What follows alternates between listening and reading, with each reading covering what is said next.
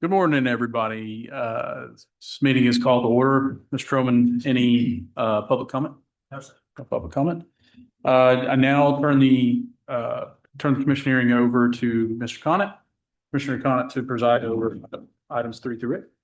Thank you, Chairman, and good morning, Commission Appeals teams. I understand that we have no cases to reconsider under agenda item 3. Is that Yes, correct? sir, that's correct. That brings us to tax liability cases under agenda item 4. I understand we have 2 cases on docket 21 and 2 cases on docket 22. Please proceed when you're ready. Good morning. For the record, Hugh Daniel, Special Program Appeals. That is correct, Commissioner Connett. There are 2 tax liability cases on both dockets, 21 and 22, a total of 4 tax liability cases. The first case number on docket 21 is TD-25-009-0825. Chairman Esparza. Agree with the recommendation. Commissioner Trevino. I agree with staff's recommendation. Commissioner Connett. Agree with staff recommendation. The second case number on docket 21 is TD-26-006-0326. Chairman Esparza. Agree with the recommendation. Commissioner Trevino. Agree with staff's recommendation. And Commissioner Connett. Agree with staff recommendation. The first case number on docket 22 is TD-26-009-0426. Chairman Esparza. Agree with the recommendation. Commissioner Trevino. I agree with staff's recommendation. And Commissioner Connett. Agree with staff recommendation. The last case, the second case number on docket 22 is TD-26-008-0426. Chairman Esparza. Agree with the recommendation. Commissioner Trevino. I agree with staff's recommendation. And Commissioner Connett. Agree with staff recommendation. Thank you all. That concludes the tax liability cases for these dockets. Thank you. I understand that we have no cases under agenda items 5 and 6. Is that correct? That's correct, sir. Okay, that brings us to agenda item 7. We have no wage claim cases pulled for additional discussion on dockets 21 and 22, correct? That's correct. No pulled wage claim case for dockets 21 and 22. You should have received a short form dissent list for wage claim dockets 21 and 22. I move that we accept staff recommendations on the remaining wage claim cases on dockets 21 and 22. And I second the motion, except for those cases which I am dissenting, as reflected on wage claim short form dissent list for docket 21 and 22. I concur with the commissioner's motion, except for the cases on which I'm dissenting is reflected in wage claim short form dissent list for docket 21 and 22. And the motion passes with the exceptions noted.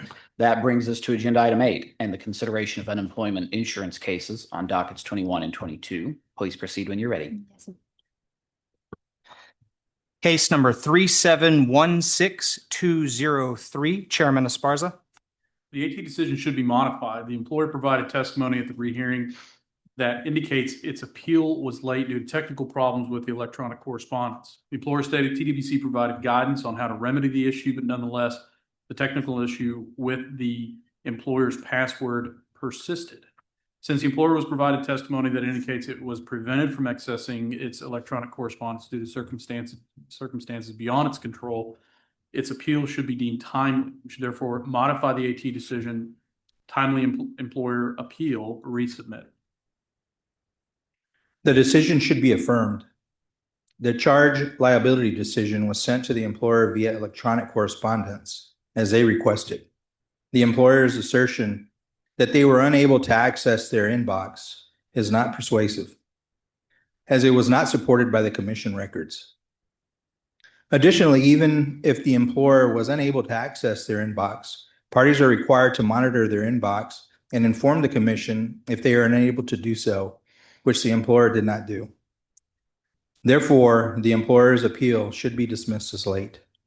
Affirm the AT, late employer appeal, late protest to the notice of maximum potential chargeback. Employer's account remains charged. The employer's appeal should be deemed timely, and this case should be resubmitted. The available record suggests that TWC delayed in issuing the initial chargeback determination in this case. This delay amounts to misinformation and should not be held against the employer. Modify the AT, timely appeal, resubmit. We will resubmit the case.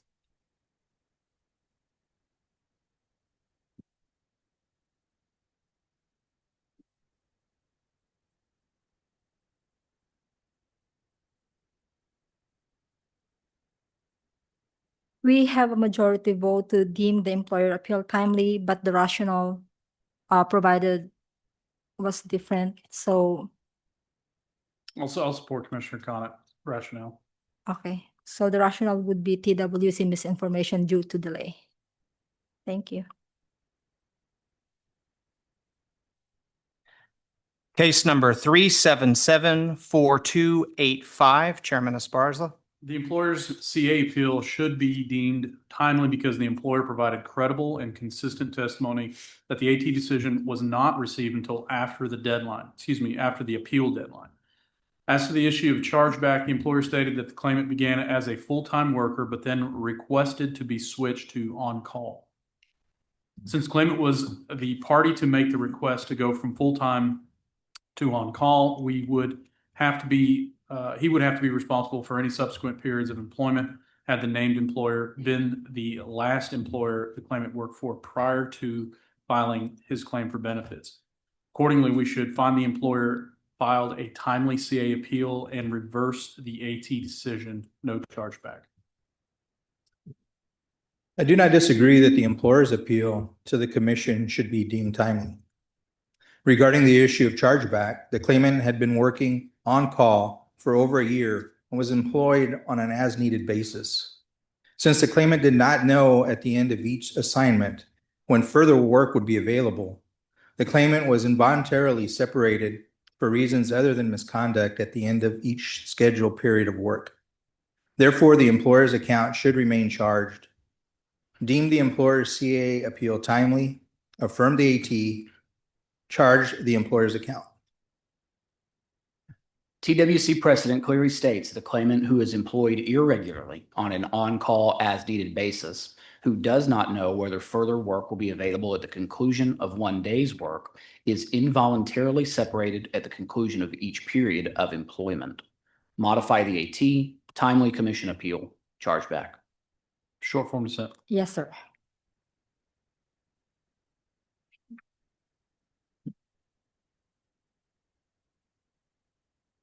Case number 3800531, Chairman Esparza. The commission should rehear this case. The claimant was terminated when he was a no-call, no-show during his period of incarceration. Although the claimant alleged that he advised a colleague to inform the employer of his absence, the record is unclear about whether the colleague communicated with the employer about the circumstances regarding the claimant's incarceration. Accordingly, we should conduct a rehearing to elicit additional testimony on whether the colleague timely appraised the employer about the claimant's absence. We're asking a rehear. The decision is supportable. The evidence presented established that the employer was aware that the claimant had been arrested and that the claimant kept that employer informed of his incarceration status as best as he could under the circumstances. The employer never warned the claimant that his job was in jeopardy. Rather, they told the complainant not to worry about his job and that they would hold his position. However, upon his release, the claimant discovered that he had been terminated. The evidence also indicates that the claimant was wrongfully arrested. Therefore, the employer did not meet their burden of proving that the claimant was discharged for misconduct connected with the work. Affirm the AT, no misconduct, chargeback. I'll concur with Chairman Esparza and vote to rehear. We will rehear the case.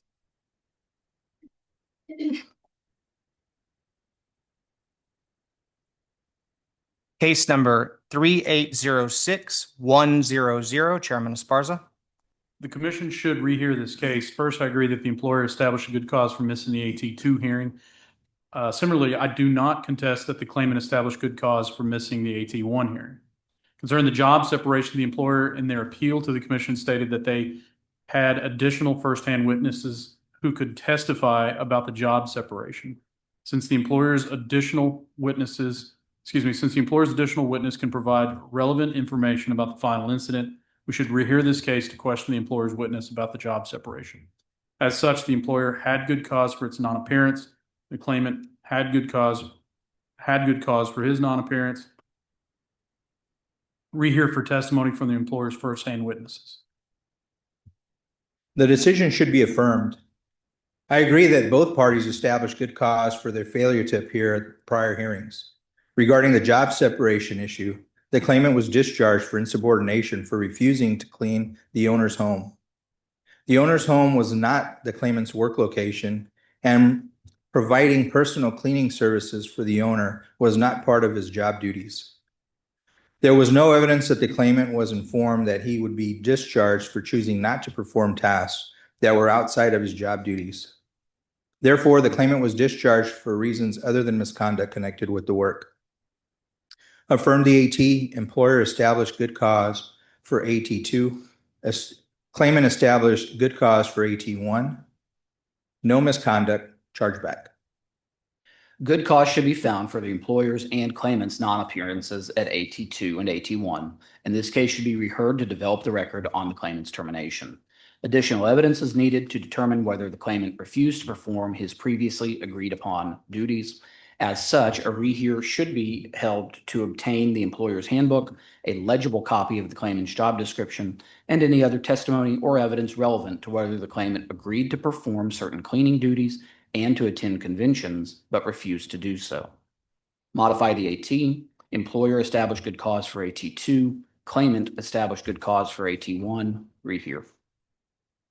We will rehear the case.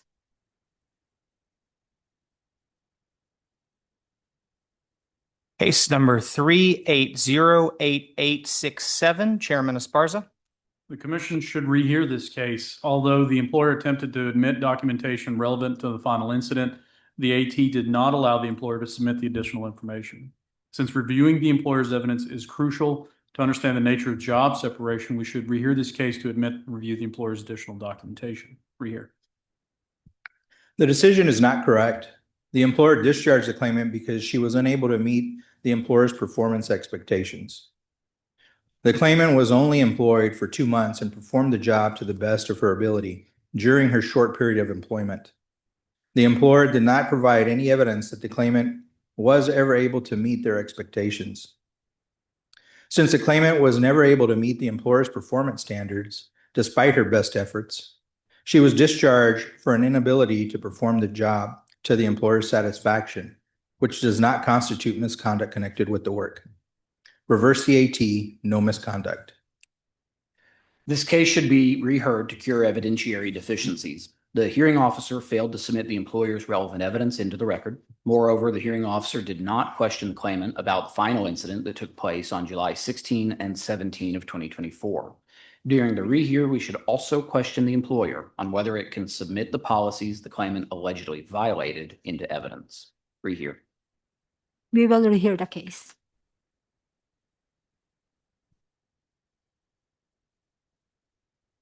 Case number 3818673, Chairman Esparza. Commission should rehear this case. First, I don't contest the good cause issue concerning job separation. The employer, in its appeal to the commission, offered additional firsthand witnesses who could testify about the final incident. Since the employer's additional witnesses can provide crucial information about the job separation, we should rehear this case to question the employer's witnesses about the final incident. Should therefore find the claimant had good cause for his non-appearance and rehear the case for testimony from the employer's witness. The decision is correct. The claimant established good cause for his failure to appear at AT1, as he testified that he did not receive the AT1 hearing notice in the mail. Regarding the job separation, the employer discharged the complainant due to allegations that the complainant made threatening remarks to staff members about reducing their hours. The employer only provided secondhand hearsay testimony regarding the claimant's actions, while the claimant provided sworn firsthand testimony denying the employer's allegations against him. Therefore, the employer failed to provide sufficient evidence to establish that the claimant was discharged for misconduct connected with the work. Affirm the AT, claimant established good cause for AT1, no misconduct, chargeback. Modify the AT, good cause, and rehear, concurring with Chairman Esparza on his analysis. We will rehear the case.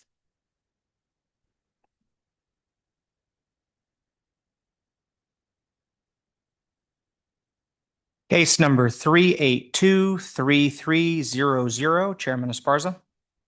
Commission should grant a rehearing in this case. The claimant testified having a verbal altercation with a coworker at a workplace, but denied using profanity during the incident. The employer provided witness statements from coworkers present, stating that they heard the claimant use profanity. However, the employer wasn't ever asked if these witnesses were available to testify. Since firsthand testimony from the witnesses would be helpful in determining whether the claimant was discharged for misconduct, connected with the work, a rehearing should be conducted to obtain their testimony. We ask to rehear. The decision should be affirmed. The complainant was discharged based on allegations that she used abusive language towards a coworker. The claimant offered credible and consistent testimony denying the allegations of misconduct and testified that the coworker initiated a verbal disagreement between the parties, but that the claimant did not use profanity or abusive language towards the coworker, and that she diffused the situation by walking away.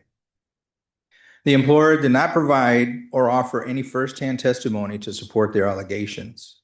Therefore, the weight of the evidence established that the claimant was discharged for reasons other than misconduct connected with the work. Affirm the AT, no misconduct, chargeback. This case should be reheard for the employer to offer firsthand testimony of the final incident. We will rehear the case.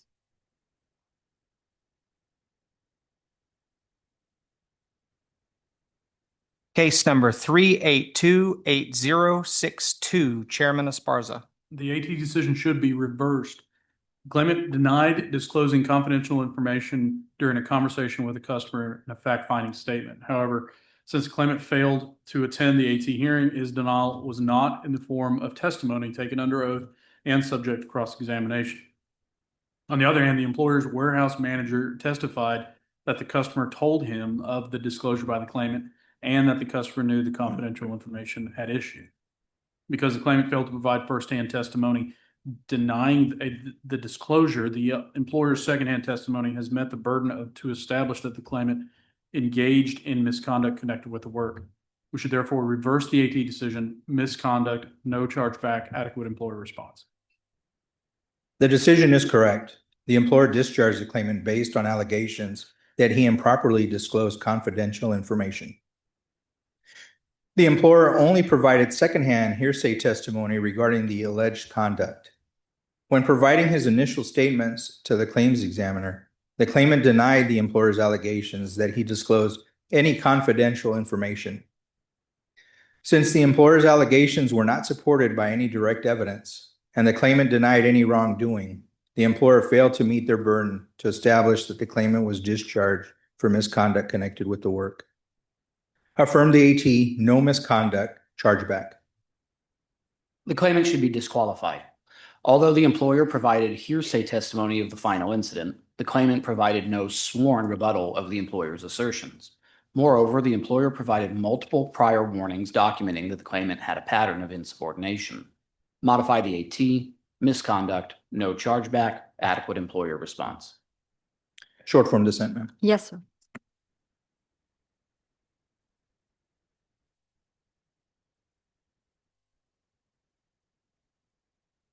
Case number 3831075, Commissioner Trevino. The decision should be modified. I agree that the claimant filed a timely appeal. However, regarding the job separation, the evidence established that the claimant left the job in order to protect herself and her workplace from a threat of a family violence. The claimant's son had been threatening the claimant's safety and also threatened to come to her workplace to cause problems. The claimant had filed a recent police report in response to her son's actions, but the behavior continued.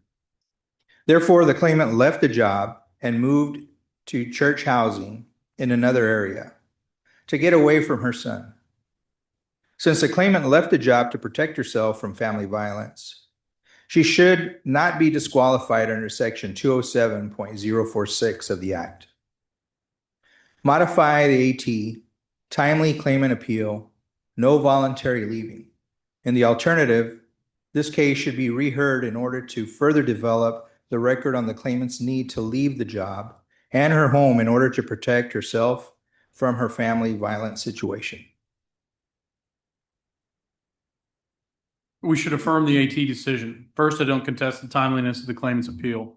While the claimant attributed her resignation to threats of violence from her son, she failed to provide documentation to substantiate these claims.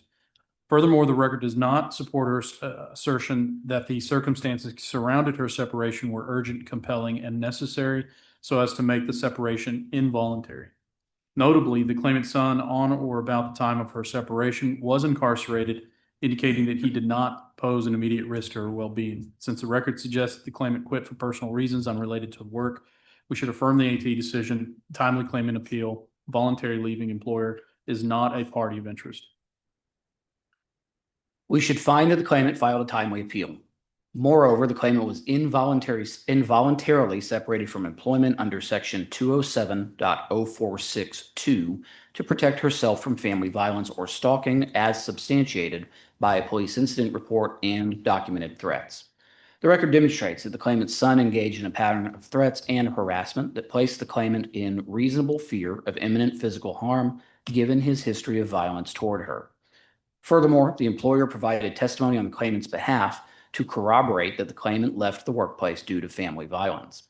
Consequently, the claimant's relocation to church housing and her separation from work were necessary to protect herself from family violence or stalking under the Act. Modify the AT, employer not an interested party, timely appeal, no voluntary leaving, family violence, or stalking pursuant to section 207.0462 of the Act. Short form dissent. Yes, sir.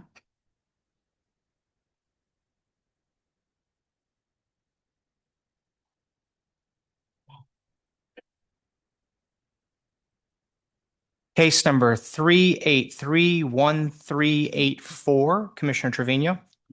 While the claimant filed their appeal to the AT after the deadline provided, this case involves a continued claim related to the claimant working as a marketplace contractor in self-employment. As such, there is no separation from employment, and the continued claim should be voided. Timely claimant appeal, set aside the AT decision, void the continued claim. The AT decision should be affirmed. The claimant filed her appeal late, and there are no good cause exceptions to the timeliness rules. As such, the claimant's appeal should be dismissed. From the AT decision, untimely claimant appeal, voluntary leaving, overpayment. We should deem the appeal timely, set aside the AT, and void the continued claim. The claimant worked only one day as a gig worker while searching for other work. Because the claimant remains employed as she ever was, there was no separation. Thus, the claim is void from its inception and appeal time limits do not apply. Consequently, the underlying rulings should be voided and set aside.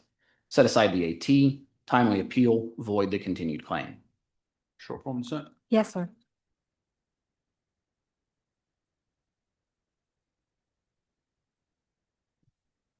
Case number 3837860, Commissioner Trevino.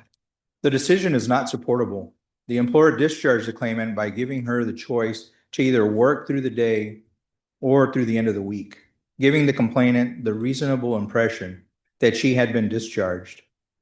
Since the employer initiated the job separation, and they did not provide any direct evidence or firsthand testimony of any wrongdoing by the complainant was discharged for reasons other than misconduct connected with the work. Reverse the AT, no misconduct, void chargeback. The AT decision should be affirmed. The claimant's testimony about the job separation was inconsistent. However, there does not appear to be any testimony that the claimant was told she was fired or terminated. As such, the weight of credible evidence establishes that the claimant failed to clarify her job status with the employer and quit without good cause connected with the work. Should therefore affirm the AT decision, voluntary leaving, void the chargeback ruling. The claimant should remain disqualified. The employer did not give the claimant an unequivocal expression of intent to terminate her. In this case, the claimant had the burden of clarifying her job status with the employer and failed to do so. Affirm the AT, voluntary leaving, void chargeback. Short form dissent, ma'am. Yes, sir.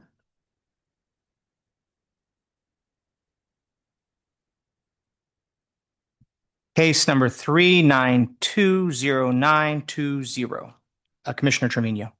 The decision should be modified.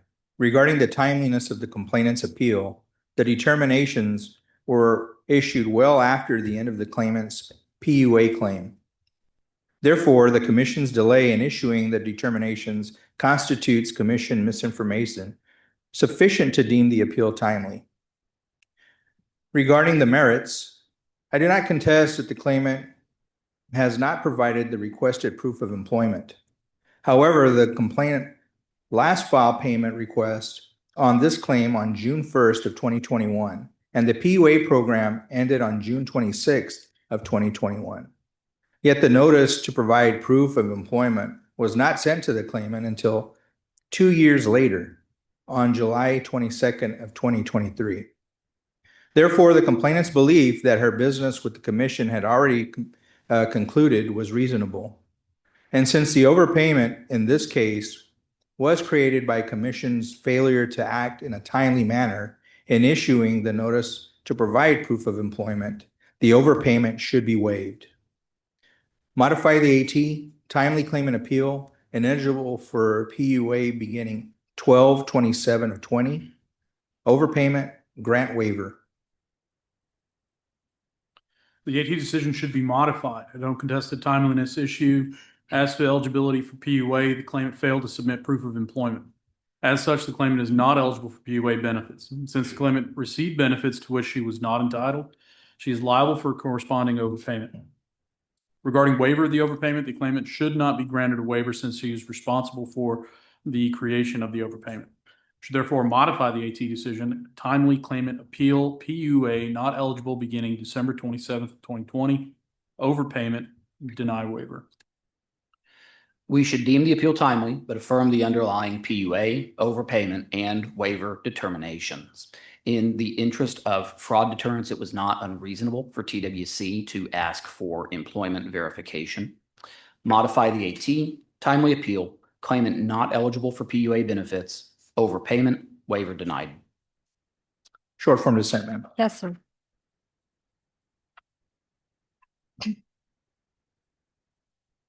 Case number 3981895. Commissioner Trevino. The decision is not supportable. The claimant was forced to resign because the employer told her that she would not be offered a new contract for the upcoming school year since she didn't have a teacher certification. However, the claimant had informed the employer at the time of her hire that she did not have a teacher certification and had been assured by the employer that she did not need one because she had advanced degrees. The employer then allowed the claimant to work for 2 years without a certification. It was only after the claimant returned from maternity leave that the employer told her that she needed to have certification to continue her employment. At that point, the claimant could not obtain a certification at the time required and was forced to resign. Under these circumstances, the complainant did not commit any misconduct connected with the work. Reverse the AT, no misconduct, bill reimbursing employer. The AT decision should be affirmed. The claimant stated that she signed one contract with the employer and was aware of the policy about needing a certification. Claimant did not obtain the certification since the claimant failed to comply with the policy of which she was aware. Her actions constituted misconduct connected with work. We should therefore affirm the AT decision, misconduct, reimbursing employer not billed. The claimant should be disqualified. Though the claimant worked for the named employer for 2 years without her teaching certification, the claimant had the ultimate responsibility to ensure that she met all certification and contractual requirements. The claimant failed to do so when she failed to communicate with her new supervisor regarding the verbal promises of her old supervisor. Affirm the AT, misconduct, reimbursing employer not billed. Short form dissent, ma'am. Yes, sir. That was the last case pulled for discussion for UI docket 21. You should have received a short form dissent list for UI docket 21. I move that we accept staff recommendations on the remaining UI cases on docket 21. I second the motion except for those cases which I am dissenting as reflected on UI short form dissent list for docket 21. I concur with the Commissioner's motion, except for the cases on which I'm dissenting, is reflected in the UI short form dissent list for docket 21. The motion passes with the exceptions noted. Yes, sir. Going now to docket 22.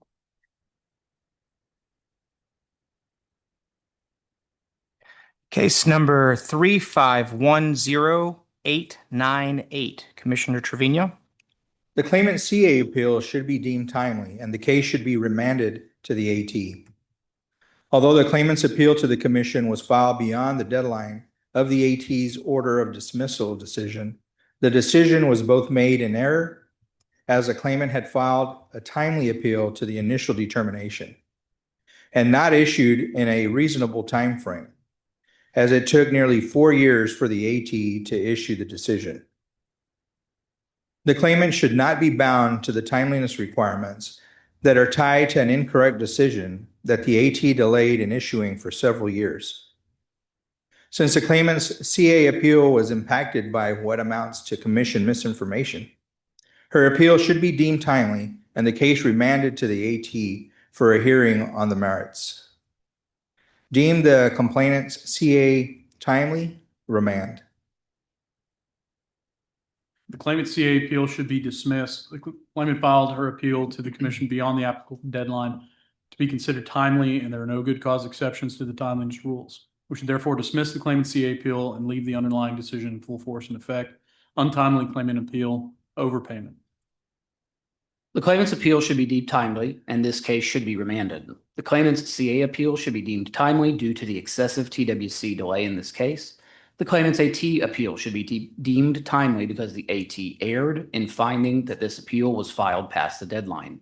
This case should be remanded for testimony on the overpayment and to ensure that the claimant was afforded due process in regard to this overpayment. Modify the AT, deem commission appeal timely, remand. Short form dissent. Just a moment.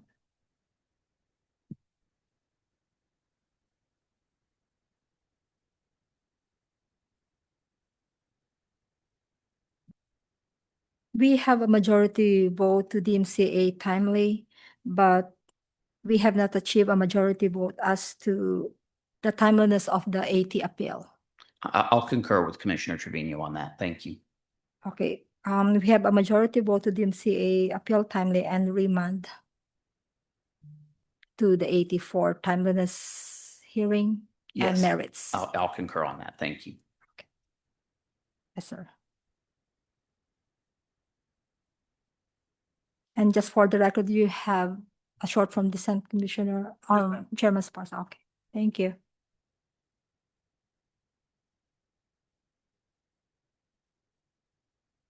Case number 3746361, Commissioner Trevino. The decision is not supportable. The claimant worked for the employer for 15 years. She tried to resign in 2021 in order to move from California to Texas. In order to retain her as an employee, the employer offered to let the claimant work remotely from Texas. The claimant agreed to this offer and relocated to Texas. However, in 2023, the employer notified the complainant that she would be required to return to work in California 3 days per week. Since it was impossible for the claimant to move her family from Texas back to California after nearly 2 years, she informed the employer that she could not return to the office as required. Since the employer substantially changed the agreement that induced the claimant to stay at the job and move to Texas, the claimant had good cause connected with the work to leave the job rather than move from Texas back to California. Reverse the AT, no voluntary leaving, tax governmental employer, no overpayment. The AT decision should be affirmed. The claimant quit after the employer requested that she report to work in the office.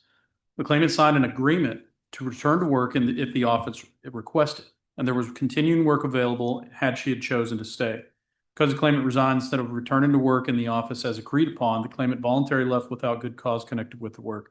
Affirm the AT decision, voluntary leaving, tax government, employer, overpayment. We should find that the claimant was discharged for reasons other than misconduct, with full knowledge that the claimant intended to move out of state to Texas for financial reasons. The employer insisted that the claimant continue working for them from Texas. As such, it was not reasonable under the circumstances for them to later enforce a rule requiring the claimant to return to work in California. Therefore, the claimant should not be disqualified for failing to return to work in California under the employer's unreasonable policy. Modify the AT, no voluntary leaving, taxed governmental employer, recalculate overpayment. Short form dissent. Yes, sir.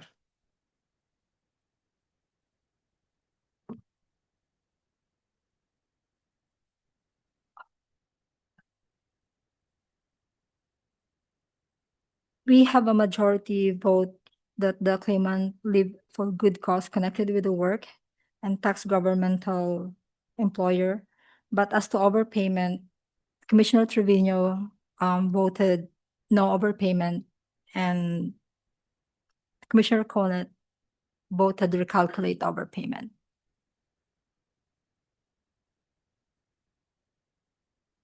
I'll concur with no overpayment. Thank you. Yes, sir. Thank you.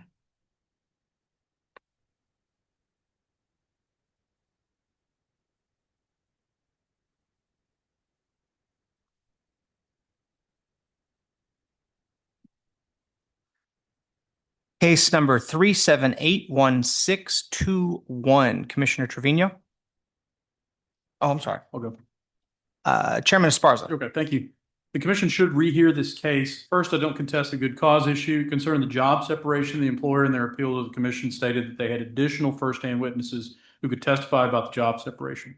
Since the employer's additional witnesses could provide relevant information about the final incident, we should rehear this case to question the employer's witnesses about the job separation. As such, the claimant had good cause for a non-appearance. Rehear for testimony from the employer's firsthand witnesses.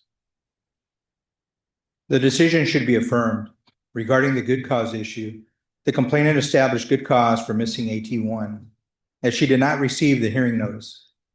Regarding the job separation, the claimant testified that she was fired by the employer on her final day of work, which was supported by the employer's response to the claim that stated that the claimant was fired.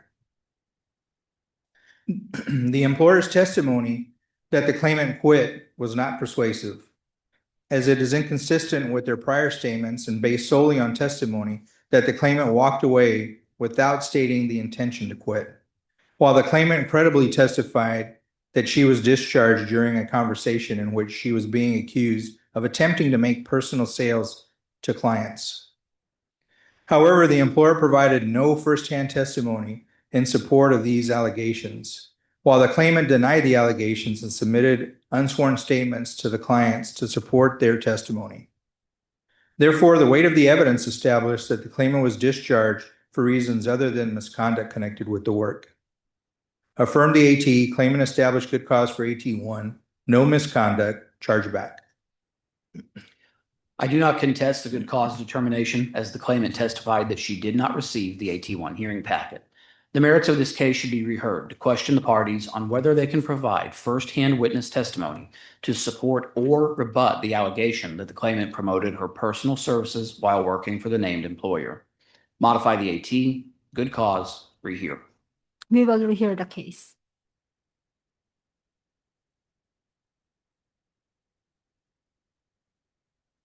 Case number 3789881, Chairman Esparza. We should affirm the AT decision. The claimant was terminated for failing to report for mandatory drug test. Though the claimant was provided specific instructions for the time and location of the employment, the claimant disregarded directive and failed to complete the required testing. Since the claimant was provided specific directions for testing, his disregard for the employer's direct instructions constituted misconduct connected with the work. As such, we should affirm the AT decision, misconduct, no chargeback. The decision is not supportable. The employer discharged the claimant alleging that he refused to take a drug test within the time frame provided to him. However, the employer only offered secondhand testimony regarding the instructions of when and where the claimant was supposed to take the test.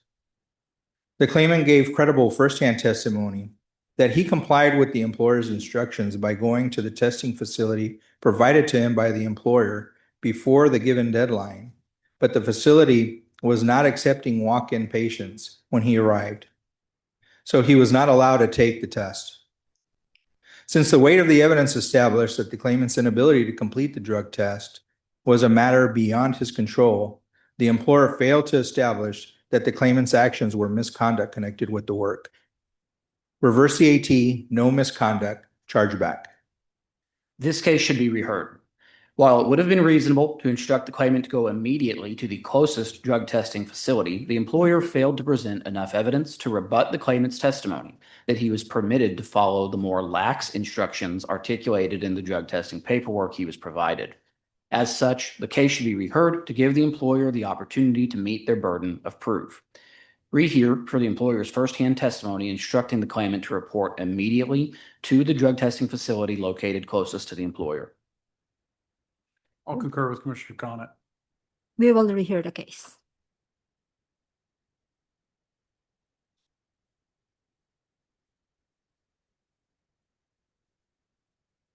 Case number 3808392, Chairman Esparza. The commission should rehear this case. First, I agree that the employer established good cause for missing the AT hearing.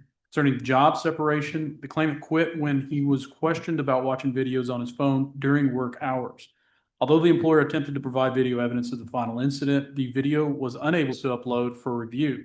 Since reviewing the employer's additional information is critical to understand the nature of job separation, we should rehear this case to admit the employer's additional information. As such, the employer established good cause for missing the AT hearing, rehear to admit the employer's additional video evidence.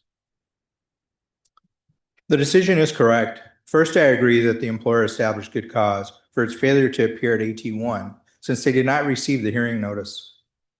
Regarding the job separation, the complainant quit due to harassment and verbal abuse he experienced while performing his job duties.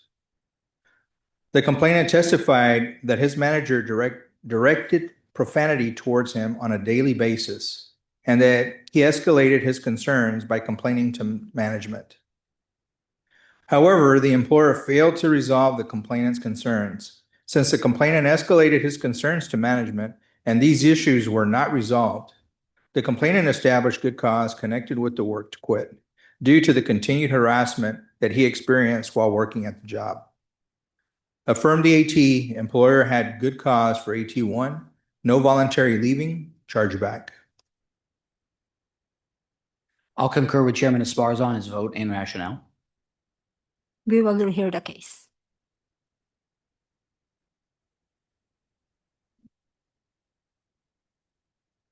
Case number 3826012, Chairman Esparza. We should affirm the AT decision. The claimant was discharged following an audit that revealed she had used company loyalty points to purchase more than $2,000 in items for personal use without authorization. Despite her claim that her supervisor authorized the transactions, the claimant should have known that a significant misuse of company resources violated reasonable workplace standards. As such, the claimant's actions amounted to misconduct connected with work. Affirm the AT decision, misconduct, no chargeback, or in the alternative, we should rehear the case.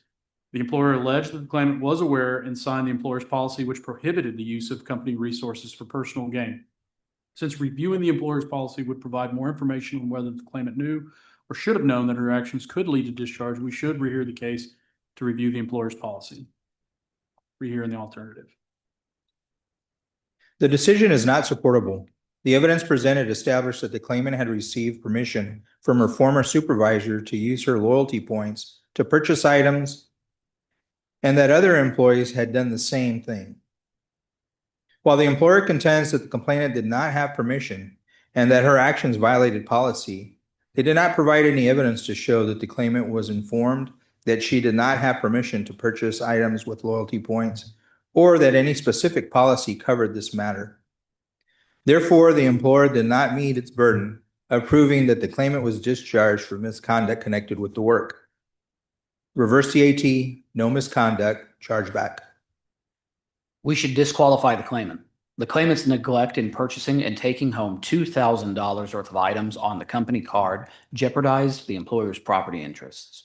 Although the employer provided secondhand testimony, the claimant herself admitted to purchasing the items for personal use. Affirm the AT, misconduct, no chargeback. Short form dissent. Yes, sir.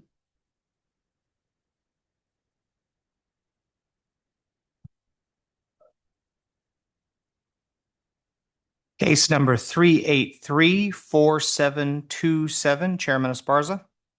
We should reverse the AT decision. The claimant worked for the employer, a nonprofit organization, as a program director in charge of overseeing children. The claimant was terminated for using excessive force when caring for a minor. Although the claimant was provided with the employer's policy and was aware of the procedures for handling children, the claimant was terminated when he grabbed the child aggressively by the hand and threw the child over the claimant's shoulder. Since the claimant was aware of the employer's policy, which required the use of adequate care in handling children, his use of excessive force constituted misconduct connected with the work. As such, we should reverse the AT decision, reimbursing employer not billed. The decision is supportable.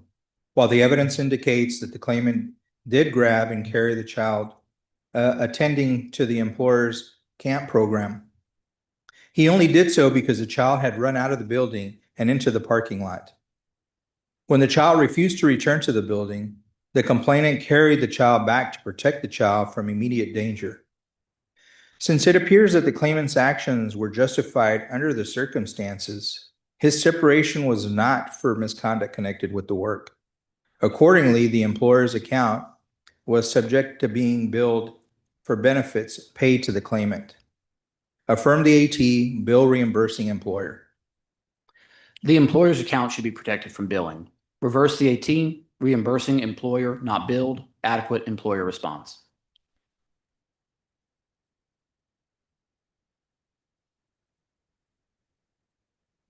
Short form dissent, ma'am.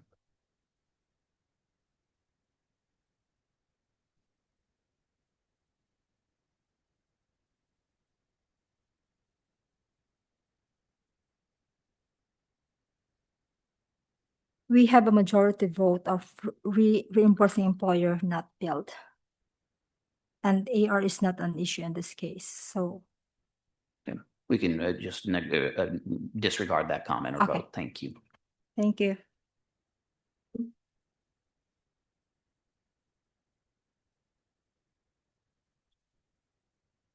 Case number 3842198. Commissioner Trevino?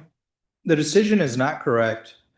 The claimant was separated from his job due to a family emergency. At the time the claimant was separated, the job he was working on only had a few days of work remaining. On his last day of work, the complainant had an emergency with his daughter, which required him to go home and assist his family. Because the project that the claimant was working on was almost completed, his employer agreed to lay him off from his job early. Therefore, since the complainant's separation from employment was for such an urgent and compelling and necessary reason, so as to make the separation involuntary under Section 207.046 of the Act, he should not be disqualified. Modify the AT, no voluntary leaving, urgent, compelling, and necessary. The AT decision should be affirmed. The claimant had work still available to him when he asked for an authorization to be laid off so he could attend to a personal family matter. Claimant quitting for personal reasons does not constitute good cause connected with work, so he should remain disqualified from benefits, and we should affirm the AT decision of voluntary leave. The claimant should be qualified. Although the claimant left work, both the employer and the claimant agreed that the claimant did so to attend to a family emergency involving his minor child. In these narrow circumstances, where the claimant informed his employer he would need to leave work to cooperate with governmental authorities and got permission before leaving, the claimant involuntarily left work for an urgent and compelling reason. Reverse the AT, no voluntary leaving under the urgent and compelling analysis. Short form dissent. Yes, sir.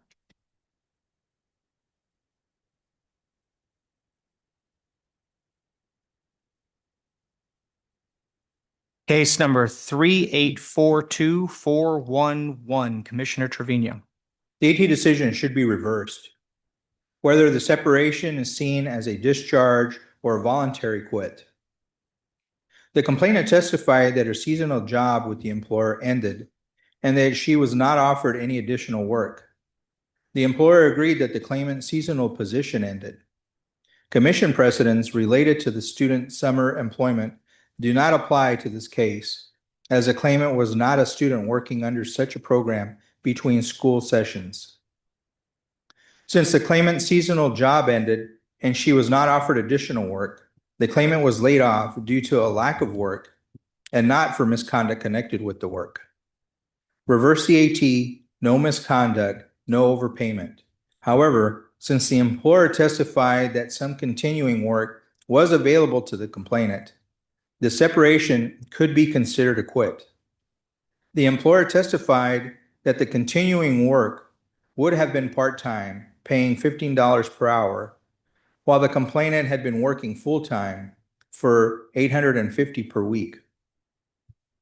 Since the hours and pay for continuing work that might have been available to the complainant constitute a significant change in both pay and the hiring agreement, the complainant had good cause connected with the work for not accepting any continued employment.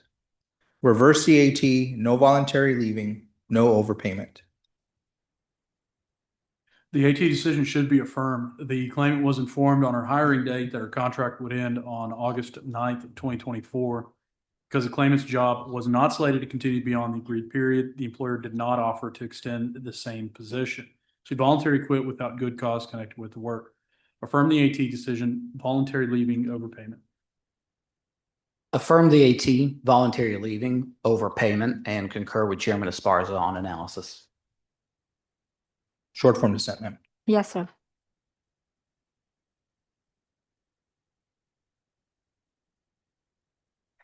Case number 3912029, Commissioner Trevino.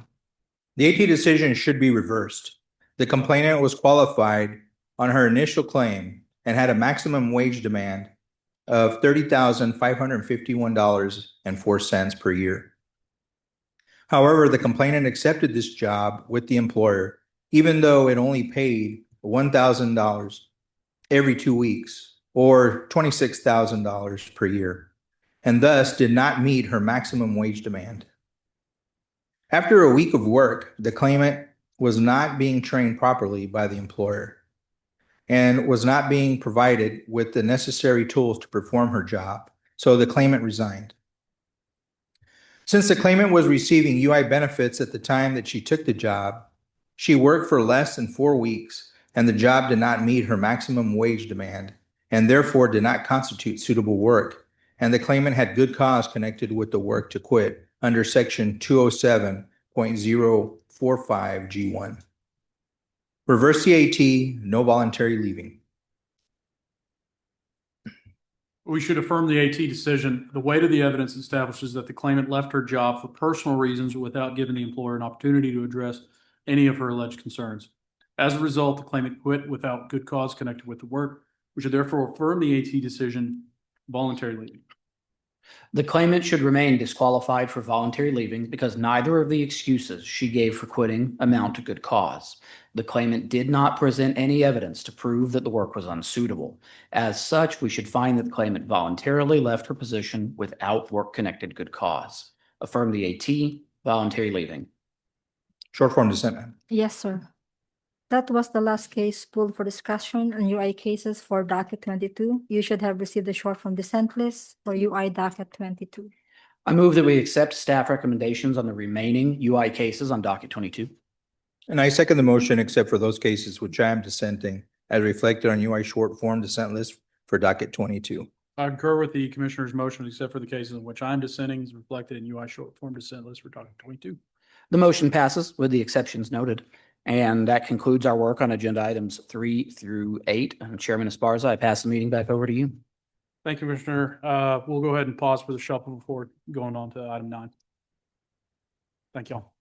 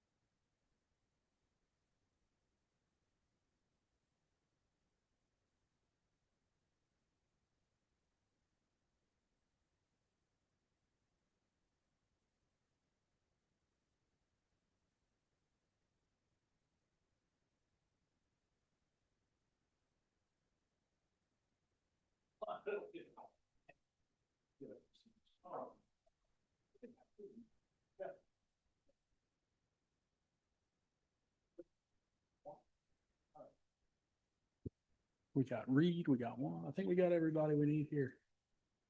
Okay, everybody, we'll go ahead and kick it back up with item 9, discussion consideration for possible action regarding certification and research. Community Rehabilitation Program. Mr. Garcia. Good morning, Commissioners. Mr. Townsend, Juan Garcia with the Voc Rehab Division. This morning, for your consideration and possible approval, we have one new CRP that's applying for first-time certification and 7 CRPs that are seeking to continue in the Purchasing from People with Disabilities program through recertification. All CRPs pay minimum wage or higher.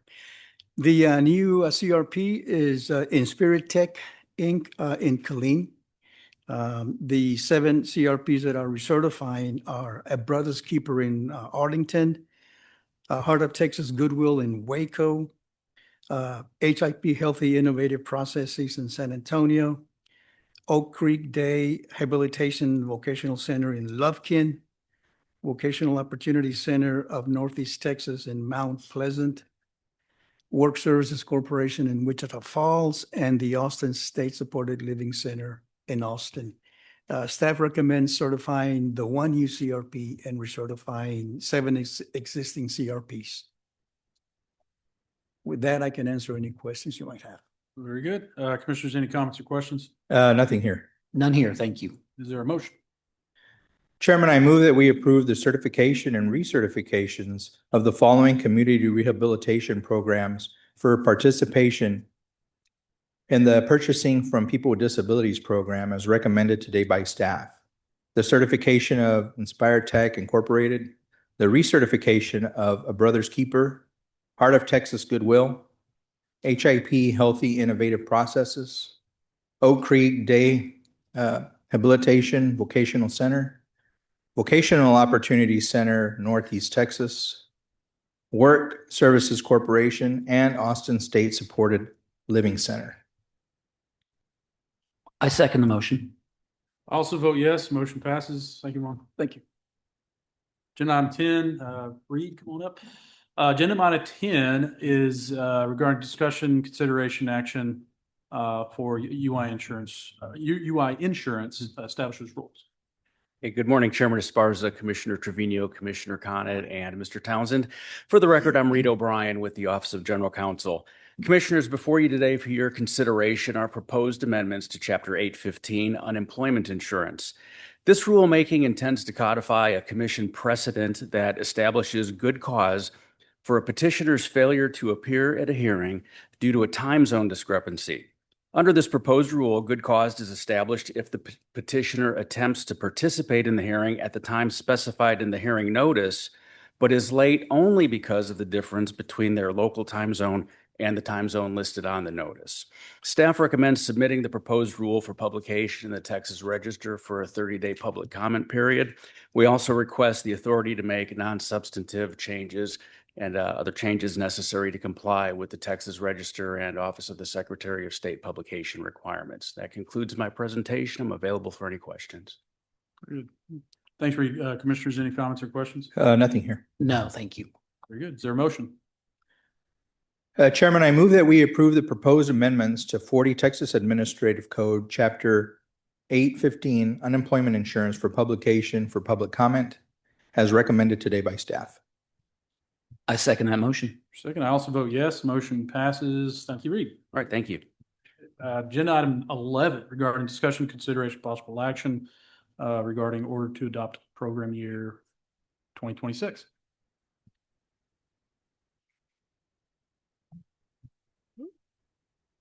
Good morning, Chairman, Commissioners, Mr. Townsend. For the record, Caitlin Pearson, Budget Director with Finance Division. This morning you have before you the fiscal year 2027 WIOA Adult, Youth, and Dislocated Worker Allocation and Associated Rapid Response Distribution, AEL Allocation, Childcare Allocation, and EL Civics Distribution in accordance with Chapter 800 of the TWC rules regarding allocations.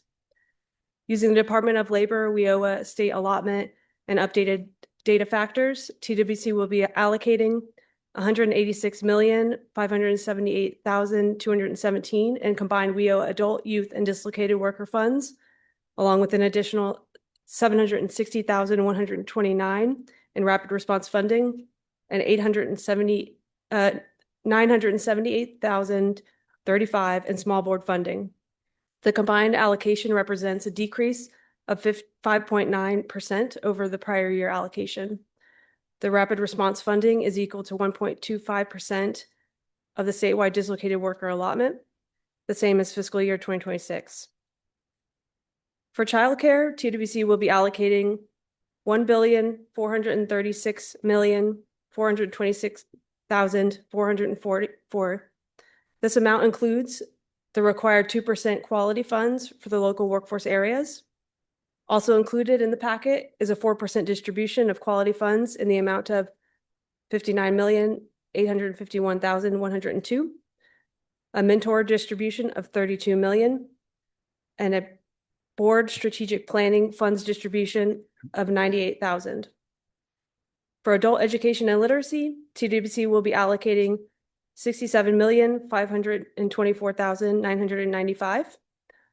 The total reflects 90% of the allotted federal AFLA funds and general revenue, and 100% of the TANF funds based on data factors. For integrated English literacy and civics education, EL Civics program, TWC will be distributing $7,577,479 based on the procurement distribution. The total reflects 90% of the allotted federal funds. The remaining 10% of AFLA and EL Civics funding will be distributed based on performance at a later date. This concludes my remarks. I'd be happy to answer any questions. Thanks, Caitlin. Commissioners, any comments or questions? Nothing here. Just a thank you on my part. Caitlin, you and Chris, as usual, were very responsive in helping answer questions about these allocations and some of the criteria and formulas that underpin them. So thank you. You're very welcome. Very good. Is there a motion? Chairman, I move that we adopt the program year 2026, fiscal year 2027 allocations for the Workforce Innovation and Opportunity Act, Child Care Services, Rapid Response, and Adult Education and Literacy programs as recommended today by staff. Second. I also vote yes. Motion passes. Thank you, Caden. Reports from Mikey B. Wow.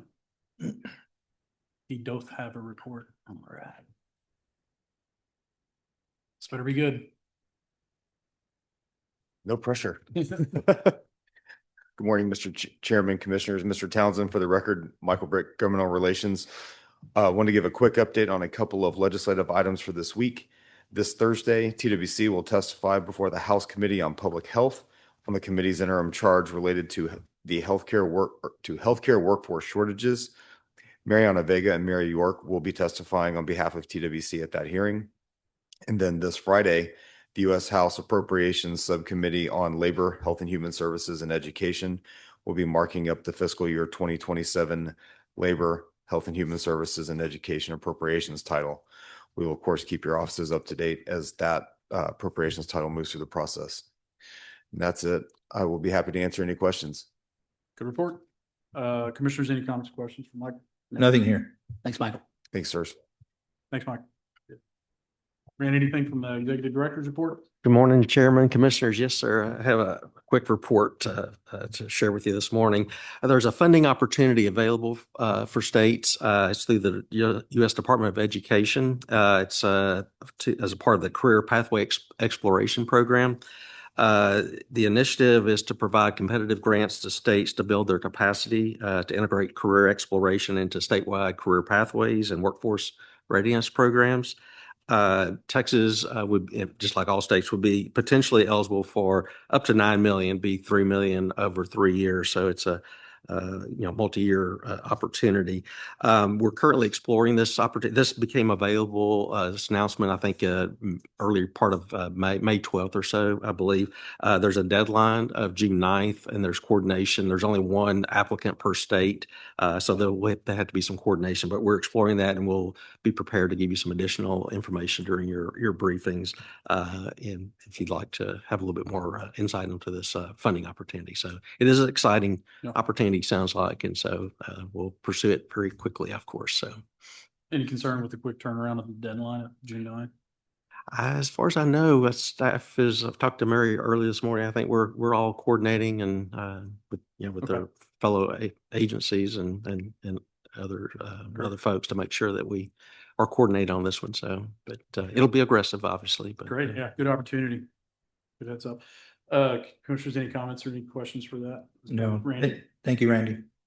No, it sounds very promising. I do have one item, Chairman, if it's appropriate Yeah, now for Mr. Townsend. Also, thanks, Mary, for that too, for on top of that. Yes, here. So, Mr. Townsend, I'd like to address some of the growing interest we've seen regarding a federal program titled Social Impact Partnerships to Pay for Results Act, or CIPRA.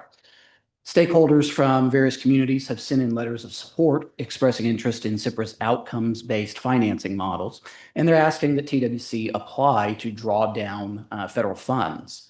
So to ensure that we're properly evaluating this opportunity, I'd like to ask that staff be directed to develop a discussion paper specifically outlining the feasibility of TWC participation, the potential impact on workforce outcomes, and what the implementation requirements would look like for the agency administratively and operationally. I mean, in summary, our participation could be very fruitful, but this is a relatively novel and innovative program that warrants deeper consideration before any commitments or applications are submitted. So a discussion paper seems to be the right avenue to give CIPRA some deeper consideration, please. Commissioner Condit, yes, sir. We will get busy with the discussion paper and addressing the comments you've addressed here this morning or outlined here this morning. Fantastic. Thank you, sir. We're good. Anything else? No, not on that. I just wanted to, we have a new law intern this summer. Donovan Shackelford is going to be joining the labor office this summer. He is a student at UT Law. Looking forward to working with him so he can progress in his future law practice. So thank you, Donovan, for joining the team.